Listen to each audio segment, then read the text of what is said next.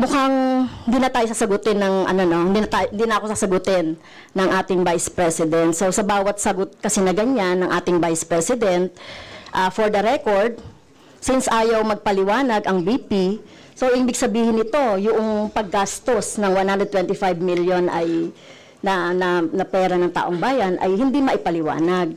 So, yun lang, Madam Chair, kaya hinihiling natin sa Vice President o OVP na kailangan na maipaliwanag itong mga sinasabing item dito. Anyway, Madam Chair, sa kanila naman ang galing, no, yung utilization at confidential and intelligence fund. And of course, ito lang naman ang hawak ko din dito, yung notice of disallowance. Kaya gusto talaga nating maintindihan, Madam Chair, kung ang notice of disallowance ay, so syempre, papaliwanag pa nila yan, kung paano, di ba? So, kailangan malaman din ng taong bayan na sila yung nagbibigay ng pondo para sa operations ng OVP at lahat ng mga agency. At kailangan yung maipaliwanag. So, hindi pwede yung ganyan na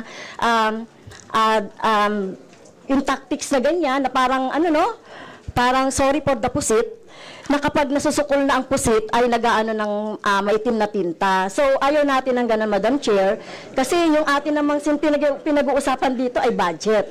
No? So, wag naman mag-ugaling pusit ang Office of the Vice President. Madam Chair, may I point of information only, Madam Chair? May I? Madam Chair? No, sorry, wait. Before you, I'd like to, before we proceed to the next person on the list, I believe that our former President, Gloria Macapagal-Arroyo, would like to interject. This is an observation made in relation to the point of order, because in the beginning, it was settled that the issue would be the 2025 budget. And in all our hearings, to what I recall, when we want to question something about performance, we question the 2024 budget, not the 2023 budget. What is being questioned now is the 2023 budget, which was discussed very extensively last year. And that is the reason why the House removed the confidential funds. So that issue has already been, to my mind, for purposes of the budget hearing, laid to rest. So that's my observation, Madam Chair. We note that, Madam former President, but of course we know that yung pompondo ng 2023 ay of course pwede pa rin maging continuing appropriation hanggang 2024. So in the same way, 2022 pwede maging continuing pa rin 2023. At alam din po natin, last year pinagdebatihan po natin ng matindi itong 2022 confidential funds, and in fact, we left a homework for the COA. Sinabi natin sa kanila na kailangan nilang tapusin ang audit by November, I believe mid-November of last year. And since then, hindi na natin alam kung ano nangyari. So that's the reason for why tinatalakay natin ito. And it's a big amount of money. I believe we owe it to the people to understand what happened. Of course, tinanggal na natin noong 2024. Gusto natin malaman, tama ba yung ginawa natin? Kasi baka naman nagkamali tayo. So, I think it's worth assessing what we did in 2024 in order to know what to do in 2025. So with that, let's proceed with our next interpreter. Madam Chair, may I? Is this just a point of order? Not a point of order, but we will only, just you may wish want to say a be, rejoinder of what you may wish to be, unless it's a point of order, you may wish to be listed. I can put you here, sir. Parliamentary inquiry, Madam Chair. Yes, you may Parliamentary inquiry. proceed. May I ask if the resource person is required to answer a question that is related to a commission on audit notice of disallowance when she already said she's not going to answer. Also, the notice of disallowance is addressed to the Office of the Vice President. And just to make it clear, a notice of disallowance is not a judgment.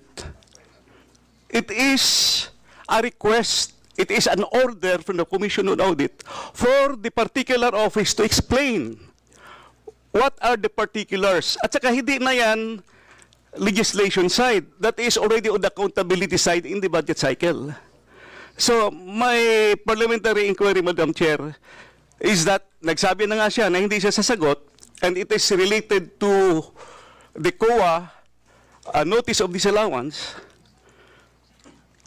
And, just to add, sinabi na rin ni former President, it was thoroughly discussed in the previous year. In fact, tinanggal sa budget ng 2024 yung confidential fund. And we know that there's a pending case on that also. To discuss that further might somehow prejudice or be biased whatsoever.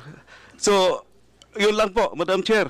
All right, salamat. On your inquiry, the only requirement is to provide a direct response on the question. Meaning to say, a response that is directly related to the question.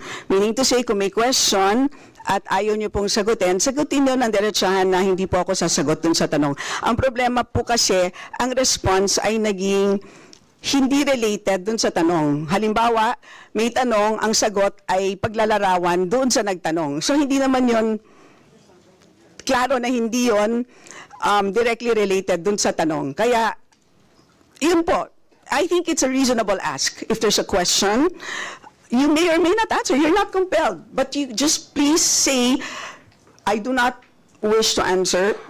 That's it. At least we know it's a direct response. And with that, we move to the next Madam Chair. person on the list. Madam Chair. Madam Chair. Hindi na po tayo matatapos. Yan ang sinabi ko sa iyo kanina. Ayaw mo maniwala sa akin eh. Aabot talaga tayo ng bukas dito. Diba? Madam Chair. Is Yes. this an inquiry regarding... What he said. Yes, and Yes, please, I ma'am. remind also our Yes, ma'am. resource persons to please act in a respectful manner. Pasensya na po, hindi po kasama sa poder ninyo ang pagpa-fire ng presiding officer ng hearing na to. So yes, you may So proceed if po. you allow members of the House of Representatives lines like what you just said, like pusit, bakit mo ako kinu-crucify for saying a fact that somebody is convicted of child abuse sitting in the chair? Pusit, and then I cannot fire the presiding chair. So bakit? Yes, we Bakit napaka one-sided nito, ma'am? noted po. Dahil ba madami kayo dyan sa kabila at nag-iisa ako dito? We note all your comments, ma'am, and let us now proceed. Thank you, Diba? ma'am. Thank you, ma'am. So the transcript shows the following statement by the Honorable Franz Castro, and I quote, "So, dahil may notice of disallowance, ang ibig sabihin, Madam Chair, illegal ito at not in accordance with the joint circular with the COA, DBM, and the related agencies." So yun po ang nasabi na statement na kung saan may word na illegal. So the Honorable Alvarez, what is your pleasure? I still insist on removing that utterances dahil papainit lang yan sa ating mga resource person, Madam Chair, including yung pusit. Tanggalin mo na yan dyan para walang mag-init dito, para tuloy-tuloy na yung discussion natin. Thank you. Okay, so those in favor of the motion to strike off the word illegal and pusit, raise your hand.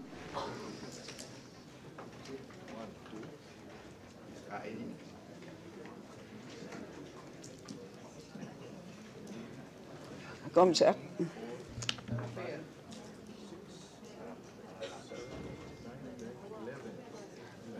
Eleven. And those not in favor, raise your hand.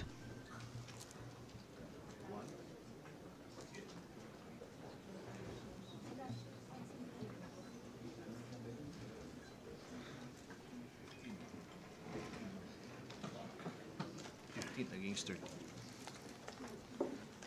So the objection is overruled. So those in favor, 13. 13. Those not in favor, 15. 15. So the motion is overruled.